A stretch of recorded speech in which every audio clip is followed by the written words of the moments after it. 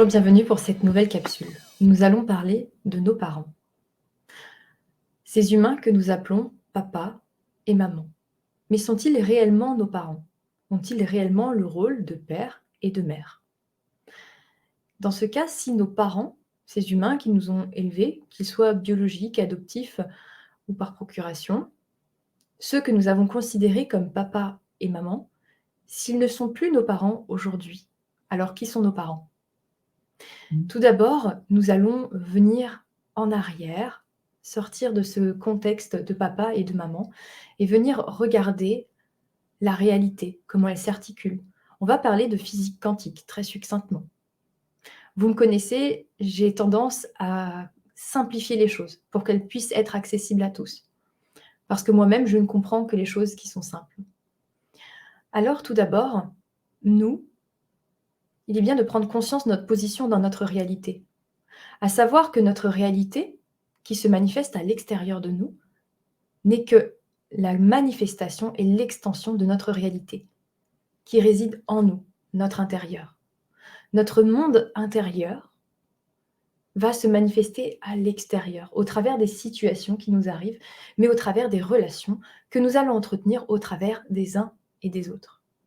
C'est un peu comme si nous étions le centre de notre réalité, vous l'avez bien compris. Nous sommes le centre de notre réalité.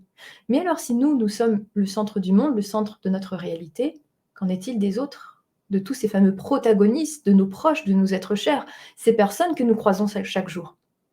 Eh bien, sachez que ces personnes sont aussi le centre de leur réalité.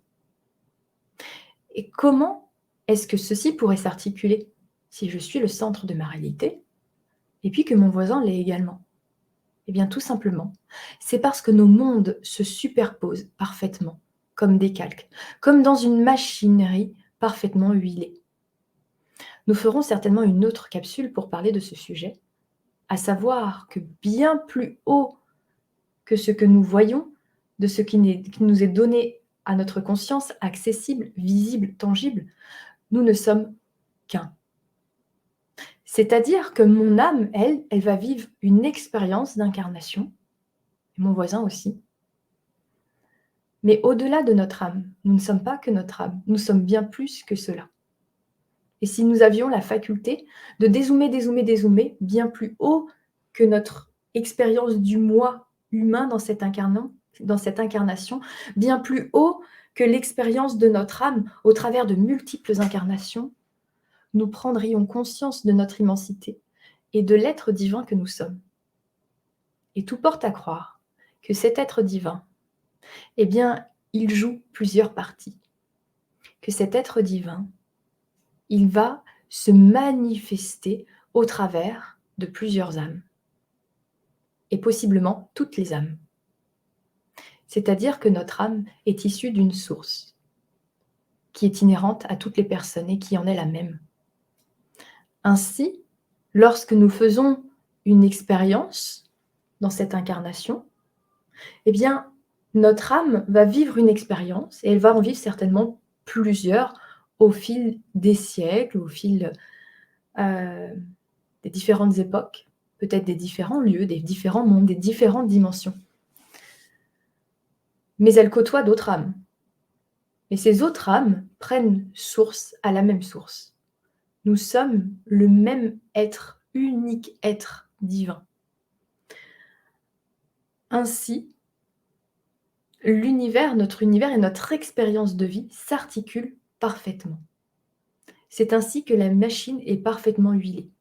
Quand vous croisez la caissière, le plombier, votre chéri, vos enfants, eh bien vous faites en réalité une expérience avec vous-même, dans ce sens où nous sommes tous issus de la même source.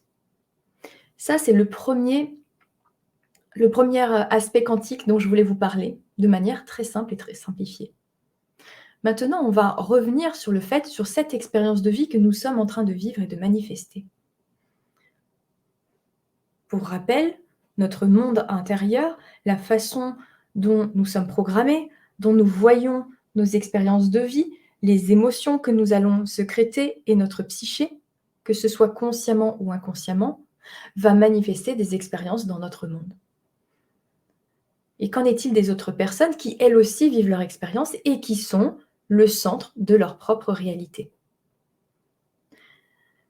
Eh bien, ces personnes que vous allez côtoyer, au-delà de l'aspect d'être reliées par la même source, vont être des protagonistes, des supports pour des parts de vous-même. C'est-à-dire qu'à l'intérieur de vous, il y a tous les archétypes. Il y a le bien-aimé, la bien-aimée. Il y a aussi le papa, la maman, le frère, la sœur. Il y a le guerrier, la guerrière, etc. Il y a tous ces archétypes à l'intérieur de vous. Tout comme, j'aime bien le dire, il y a aussi l'archange Michael qui est à l'intérieur de soi. L'énergie particulière qu'a l'archange Michael et sa représentation n'est que le reflet d'une part de nous qui porte ces mêmes énergies. En vous, il y a l'archétype de toutes les énergies de ce monde. Mais il y a des archétypes qui sont des piliers principaux à votre incarnation, qui sont des leviers à vivre votre incarnation. C'est un peu comme vous avez des milliards de cellules, mais vous avez un bras. Et le bras, il prend beaucoup de place dans votre vie. Et il va vous aider grandement à assurer votre vie, à générer des actions. Eh bien, c'est un peu pareil avec le papa et la maman. On porte toutes les énergies dans ce monde, autant que nous avons de cellules, si ce n'est plus. Mais notre père et notre mère, c'est un peu notre jambe gauche et notre jambe droite. C'est un des piliers qui va constituer notre manière de vivre notre vie. Revenons-en. Quand notre papa humain a vécu des actions avec nous, nous a élevés, nous a éduqués, nous a aimés, nous a mis sur la route de la vie, eh bien nous étions en train de vivre une expérience avec nous-mêmes. Et celui qui s'appelle peut-être Maurice, Michel ou Jean-Jacques, le prénom de votre papa ou de celui qui a joué le rôle du père, eh bien il a été un support de l'archétype père qui vit à l'intérieur de vous. Et cet archétype père, il s'est développé et il s'est forgé en fonction de la relation que vous avez eue avec ce Jean-Paul, Michel, André, je ne sais quoi. De cet humain qui a représenté votre papa. Mais votre papa n'est pas André, il n'est pas Paul, il n'est pas Jean-Jacques. Votre papa, c'est l'archétype père qui est à l'intérieur de vous. Il y a à l'intérieur de vous un papa. Un papa qui est toujours là. Et le rôle de Michel, Jean-Jacques, Paul, qui a eu le rôle du papa humain dans votre vie, c'est de vous permettre à ce que cet archétype du père y soit au plus proche de ce qu'est l'archétype père dans l'univers. C'est-à-dire un pilier sécurisant, paternant, qui vous permet de vous ouvrir au monde et de vivre l'expérience de votre incarnation en toute quiétude. Et bien d'autres encore aspects que le Père vient apporter. Mais je vais faire une vidéo succincte pour vous expliquer ce phénomène. Donc, l'archétype Père, il va se constituer en fonction de ce qu'est, on va prendre un exemple, André, le papa humain que vous avez eu. Et ainsi, vous allez vivre peut-être une relation avec l'archétype père à l'intérieur de vous très autoritaire. C'est-à-dire qu'en vous, il va y avoir une autorité permanente. Peut-être la sensation de ne jamais être à la hauteur. C'est-à-dire que l'archétype père, il va être un peu biaisé parce que votre papa humain et la relation que vous avez eue avec lui va être un petit peu déformée. C'est-à-dire qu'il y a différents agrégats d'énergie négative, il y a différentes mémoires qui ont perturbé votre relation. Vous avez peut-être vécu des traumatismes avec votre père, il a peut-être été intransigeant avec vous, il a peut-être été absent. Ce qui fait qu'à l'intérieur de vous, il y a un bout de votre papa qui est absent, il y a une autorité permanente, la sensation de ne jamais faire assez bien. Et ce que vous allez cultiver comme relation avec cet archétype père à l'intérieur de vous va faire que vous allez vivre des situations extérieures qui sont insécurisantes. On va vous faire sentir que c'est jamais assez bien. Vous allez avoir la sensation d'être un imposteur, la sensation de ne jamais y arriver. Et vous allez peut-être même ne jamais y arriver. Parce que c'est ce que vous vivez à l'intérieur de vous, c'est l'image que vous renvoyez et la matière ne fait qu'être la représentation de ce que vous cultivez en vous. Ainsi, il est important de rendre à Jean-Jacques, à André, à Michel, ce que l'on a appelé autrefois papa, le rôle qu'ils ont aujourd'hui.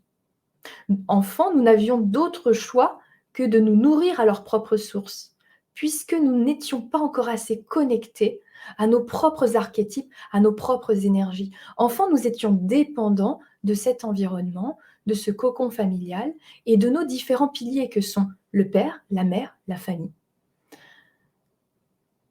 Et ainsi, enfants, nous avons constitué ces archétypes, mais arrivé à un certain âge, aux alentours de l'adolescence, eh bien, nous quittons le rivage, nous faisons décoller notre navire pour aller nous connecter à nos propres énergies. Au moment de l'adolescence, papa et maman ne sont plus notre père et notre mère, bien que officiellement, aux yeux de la société, eh bien, nous sommes encore sous leur tutelle et nous venons de leur propre sang.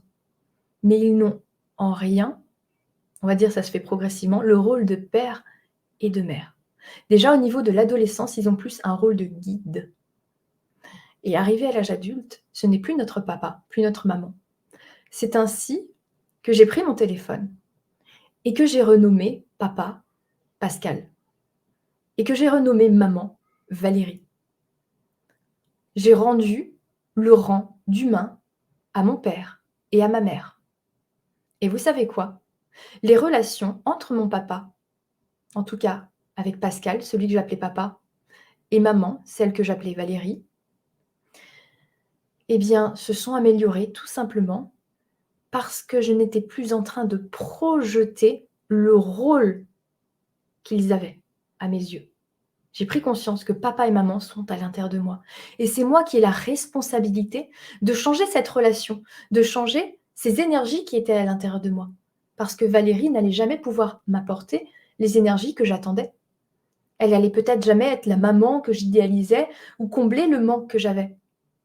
Et papa n'allait peut-être pas m'apporter le soutien que j'attendais.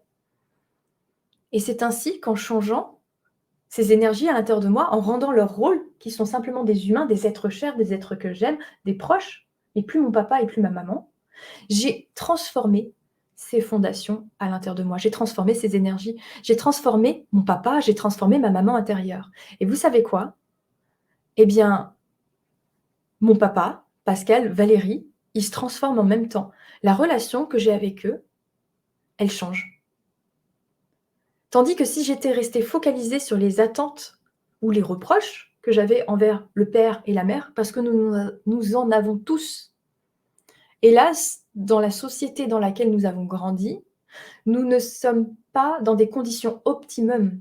Moi-même qui suis maman, ne fournis pas des conditions optimum à ma fille pour représenter la mère divine, tout simplement. Je suis avec mes limitations d'humain. Et j'espère grandement qu'elle va pouvoir trouver ses énergies plus tard à l'intérieur d'elle, quand elle sera adulte, adolescente. En tout cas, si vous voulez transformer vos relations avec vos parents, transformez-les en vous-même d'abord. Et les relations ainsi avec celui que vous appelez papa, maman, qui est en réalité André ou Véronique, va pouvoir ensuite changer parce qu'il n'y a plus la projection et l'attente.